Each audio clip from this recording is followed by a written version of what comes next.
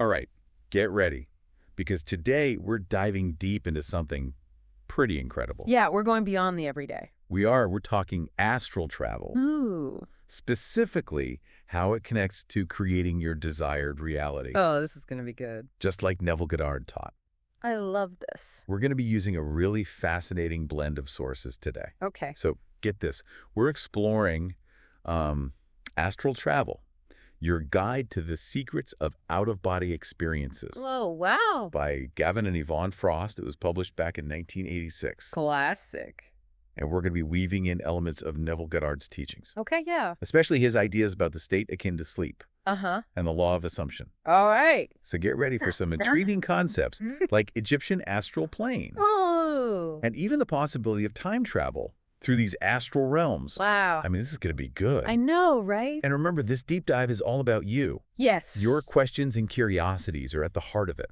So, jumping into this topic is fascinating because it intersects with so many different areas of thought. It really does. I mean, we're talking ancient spiritual practices, Yeah. modern psychology, and even exploration of consciousness itself. Let's unpack this. Okay. What exactly is astral travel? So imagine, right, separating your conscious awareness, your I, from your physical body, your me, Okay, yeah. to explore other realms of existence. Wow. That's astral travel in a nutshell. Okay. You know, the Frosts, the authors of our main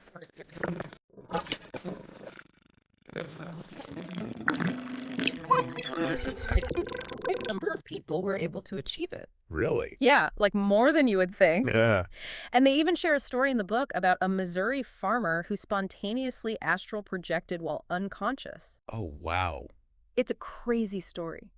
Tell me more. Okay, so he was trapped in this flooded cave with his son. Oh, no. Yeah, it was bad. And he hit his head. Oh. And while he was unconscious, he was able to clearly see the layout of the cave.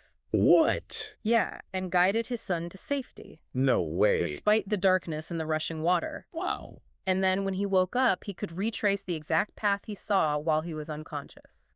That's incredible. Right. It really highlights the fact that this ability might be more common than we think, I think so. even if we're not consciously accessing it. Yeah, exactly. And that's where Neville Goddard's teachings come into play. Okay. His ideas about the state akin to sleep and the law of assumption seem to connect directly to what the Frosts are describing. They do, absolutely. So how does that work? Well, Goddard taught that by entering a relaxed, drowsy state, Okay. similar to, you know, those moments before drifting off to sleep. We can tap into a heightened level of consciousness. And in this state, we're incredibly receptive to impressions and suggestions. Okay. And that's where the law of assumption comes in. Goddard believed that our reality is a reflection of our deepest beliefs and assumptions. So if we can consciously control our state and our beliefs, we can essentially shape our reality through the astral realm. So by combining this state akin to sleep with a firm belief in our desired reality, we can actually manifest our desires through astral travel. Precisely. Wow. It's about aligning your internal state with the external reality you want to experience. That's starting to make sense. Good. Now, the Frosts outline several techniques for achieving astral travel. Right. They mentioned remembering dreams, twilight zone astral travel, and keyed meditative state astral travel. Yeah, there's a lot of different ways to approach it. They all sound pretty intriguing. They are? But let's focus on the one that seems most closely aligned with Goddard's teachings. Okay. That twilight zone astral travel. That's a great choice. I thought so. It utilizes the hypnagogic state, Okay. that hazy in-between state as you're drifting off to sleep. It's a natural state we all experience. Yeah. But the Frosts explain how to consciously extend and deepen it. So it's like hijacking that natural transition phase and turning it into a launch pad for an out-of-body experience. Exactly. I like that. And they emphasize the importance of creating the right conditions. Okay. Lying on your back, ensuring a comfortable temperature, minimizing distractions. So setting the stage for a smooth transition into the astral realm. That's right. And once we're in that state, what happens next? Well, where can we actually go in the astral realm? So the Frost describes several distinct astral realms. Okay. There's the here now, which is essentially a reflection of our current physical reality, Okay, but experienced from an out-of-body perspective. I see. Then there are the spiritual realms, which are said to be less bound by physical laws Uh-huh. and more connected to universal consciousness. Hmm. They also mention past-future time zones, Oh, wow. where the concept of linear time seems to break down. Hold on. Past future time zones? Yeah. Are we talking time travel here? It's definitely a mind-bending concept. I bet. But the Frosts describe how time in the astral realm isn't linear like it is in our physical world. Okay. With practice, they say it's possible to access time windows that allow you to glimpse events from the past or future. Wow, this is getting really interesting. It is, right? And I'm especially curious about those cultural domains. Yeah. The idea that we could visit realms shaped by different cultures and belief systems is fascinating. It is. But before we dive into that, Yeah. I'd love to hear your thoughts on how these different realms might connect back to Neville Goddard's teachings about creating our reality. That's a great question. Right? And I think it brings us to a key concept, Okay. consensus reality. Consensus reality. Uh-huh. What does that mean? Well, the Frost suggests that the astral realms aren't some static, predefined space. Right. They're dynamic and constantly evolving based on the collective beliefs and thoughts of those who visit them. So are you saying that our collective thoughts and beliefs Yes. actually shape the structure and appearance of these realms? Exactly. Wow. Think about it this way. If our thoughts and beliefs can shape our physical reality, as Neville Goddard taught, Uh-huh. imagine the power they have in a realm where those limitations are less defined. It's almost like our collective consciousness Yeah. creates the blueprint for these astral realms. That's a great way to put it. Wow, that's mind-blowing. I know, right? This actually reminds me of how the ancient Egyptians believed their thoughts and actions shape the afterlife. Interesting. Like they were literally building their own personal paradise or underworld. That's a great connection. Right. And it highlights the importance of being mindful of our thoughts and beliefs, not just in our physical reality, Yeah. but also in the astral realm. Right. Because, as Goddard emphasized, what we assume to be true is often what manifests in our experience. Okay, I'm starting to see how all these pieces fit together. We've got this fascinating blend of ancient wisdom and modern research, Yeah. and it all points to the incredible power of our minds to shape our reality. It really is amazing. Yes. And this is just the beginning. I know. I'm excited. As we explore these concepts further, we'll discover even more about the potential of astral travel to unlock new levels of self-awareness Yeah. and create the lives we truly desire. I can't wait. I know, this is going to be good. It is. Welcome back to our deep dive into astral travel. Last time we were talking about the potential of this practice to help us create our desired reality. Just like Neville Goddard taught, we also touched on the idea of consensus reality, that our collective beliefs and thoughts shape the astral realms we visit. Now I'm ready to dive even deeper into those specific realms and explore how they can help us practically apply Goddard's teachings. You know, it's funny you mentioned Goddard because his teachings are really at the heart of what makes astral travel so powerful for personal transformation. It's not just about having an out-of-body experience. It's about using that experience to shift our beliefs and align ourselves with the reality we want to create. Right, and one of the realms that really caught my attention was those past-future time zones the Frost described. We talked about how time isn't linear in the astral realm, and it's possible to access time windows that give us glimpses of the past or future. But how does that actually work? And how can we use those glimpses to shape our reality? It's important to understand that these time windows aren't like fixed crystal balls showing a predetermined future. Remember, we're dealing with consensus reality here. The future is fluid, constantly changing, based on countless choices and actions. So what we see in those time windows is more like a possibility, a potential pathway, not a set-in-stone outcome. Exactly. It's like seeing a map with multiple routes. You can get a sense of the different directions your life could take, but you're ultimately the one choosing which path to follow. Okay, that makes sense. But how can we use those glimpses to shape our reality in a practical way? Does it tie back into Goddard's teachings about the law of assumption? Absolutely. The Frosts mention a fascinating detail. They say that the further you travel in time, the more time seems to stretch or contract. So you might spend what feels like days in the future, but only a few minutes have passed back in your physical reality. Wait, so you're telling me I could have a whole adventure in the astral future? And come back feeling like I've learned and grown so much, but barely any time has passed in the real world. That's incredible. It is incredible. And it relates directly to Goddard's idea of the state akin to sleep. Remember, he emphasized that in that relaxed, drowsy state, we're incredibly receptive to impressions and suggestions. So imagine spending what feels like an extended period in the astral realm, fully immersed in the emotions and beliefs associated with your desired reality. You're saying that extended experience in the astral realm can really solidify those beliefs and make them feel more real, which then helps them manifest in my physical reality. Exactly. It's like planting a seed in the fertile ground of the astral realm and giving it plenty of time and space to take root. Then, when you return to your physical body, that seed has already begun to grow. Okay, my mind is officially blown, but I have to ask, if time can stretch and contract in the astral realm, wouldn't that make it easy to get disoriented or lost? That's a valid concern. And the Frosts caution against approaching time travel in the astral realm lightly. They mention that color and sound become more intense and even overwhelming the further you venture from your present time. Wow, I can imagine that sensory overload could be pretty disorienting. Mhm. So, how can we navigate those temporal landscapes safely and effectively? This is where intention and focus become absolutely crucial. Before you even attempt to access those time windows, ask yourself, why am I doing this? What do I hope to gain from this experience? So, if I want to explore a potential future where I've achieved a specific goal, I should really focus on that goal and the emotions associated with achieving it before I even attempt to travel there in the astral realm. Exactly. That intention acts as your anchor, your compass, helping you navigate those temporal landscapes and avoid getting lost in the sensory overload or overwhelmed by the vastness of possibilities. And remember, the law of assumption is always at play.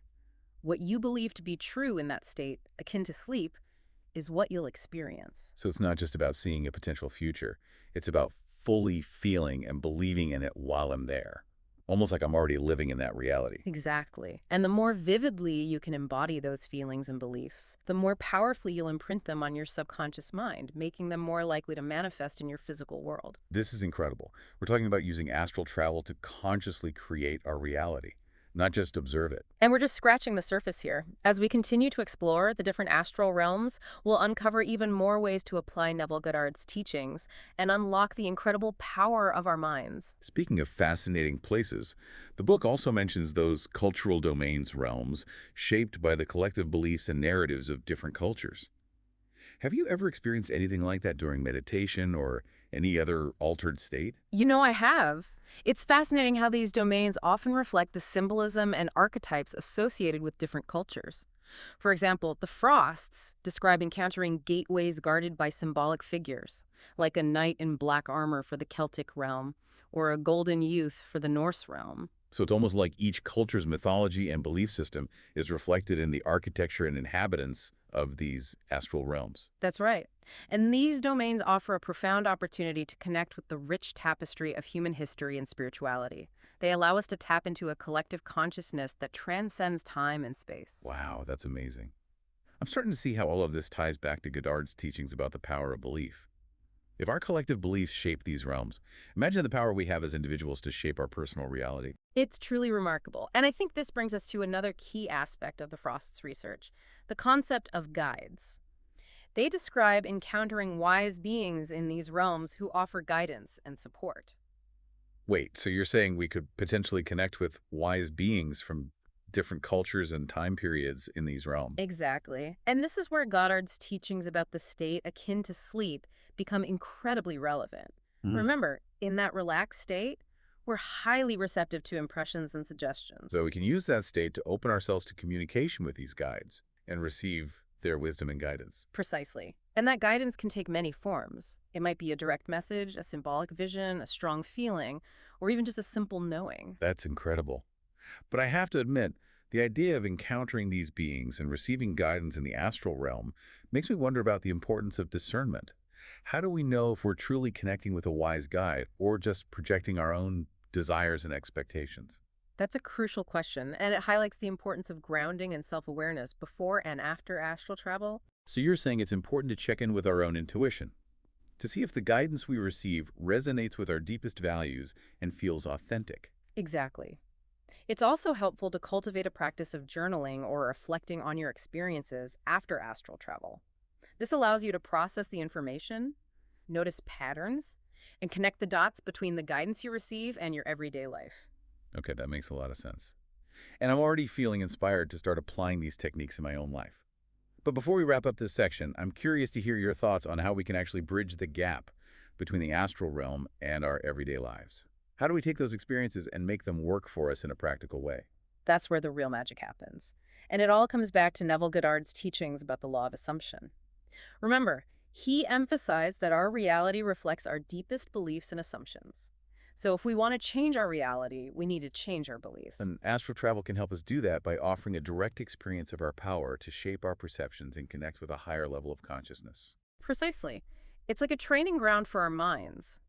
By practicing astral travel, we start to embody the belief that we are not limited by the physical world, that we have the power to transcend limitations, and that our thoughts and beliefs truly create our reality. So it's not just about what we do in the astral realm, but how those experiences change our internal state, our belief about ourselves and our potential. Exactly. And that shift in belief is what ultimately creates lasting change in our physical reality. It's like planting a seed in the fertile ground of the astral realm, nurturing it with our intention and belief, and then watching it blossom in our everyday lives. This is powerful stuff. We're starting to understand not just what astral travel is, but why it's so incredibly powerful for personal transformation and creating our desired reality.